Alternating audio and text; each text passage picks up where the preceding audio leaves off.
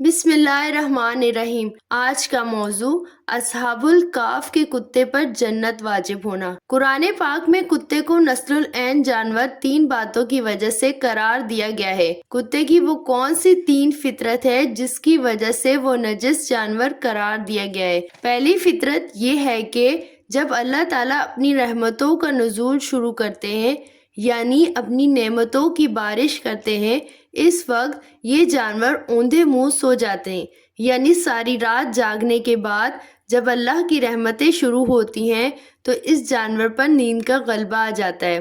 دوسری فطرت یہ ہے کہ یہ ہمیشہ ہم جنس کو دیکھ کر بھونکنے لگتے ہیں، نفرت کا اظہار کرتے ہیں۔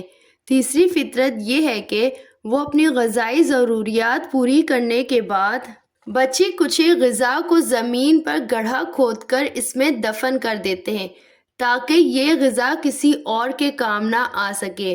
اگر یہ اتنا ہی نجس جانور ہے تو وہ کتا جو اصحاب کہف کا کتا تھا، اس کے لیے جنت کیوں واجب قرار دی؟ اس کتے کے حوالے سے بہت سارے مذاہب میں اختلافات پائے جاتے ہیں، مگر یہ بات اپنی جگہ کہ قرآن شریف میں اس کتے کے لیے جنت واجب قرار دی گئی۔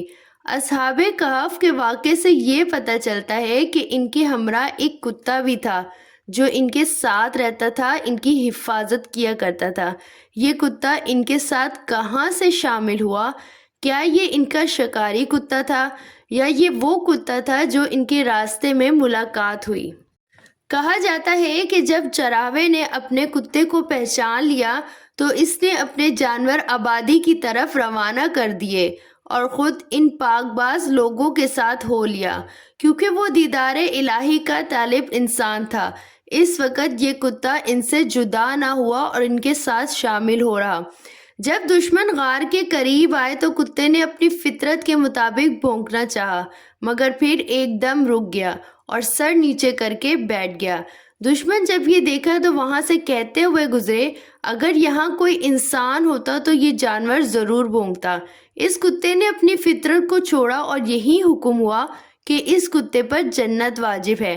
محترم ساتھیو، یہ تمام باتیں تفصیل سے بتانے کا مقصد یہ تھا کہ جب یہ بحث چل رہی تھی تو یہ ایک عجیب سی کشمکش اور بے چینی تھی، ایک عجیب سی گھبراہٹ تھی کہ بحث کہاں سے چلی اور کہاں جا پہنچی۔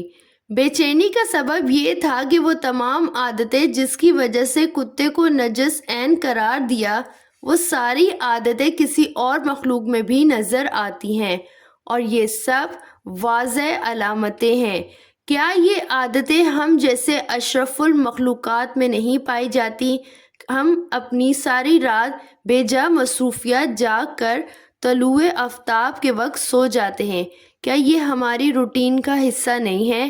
ہم آپس میں نفرت سے رہتے ہیں، ایک دوسرے کی آسانیاں پیدا کرنے کے بجائے مشکلات کو پیدا کرتے ہیں، کیا یہ ہماری فطرت کا حصہ نہیں ہے؟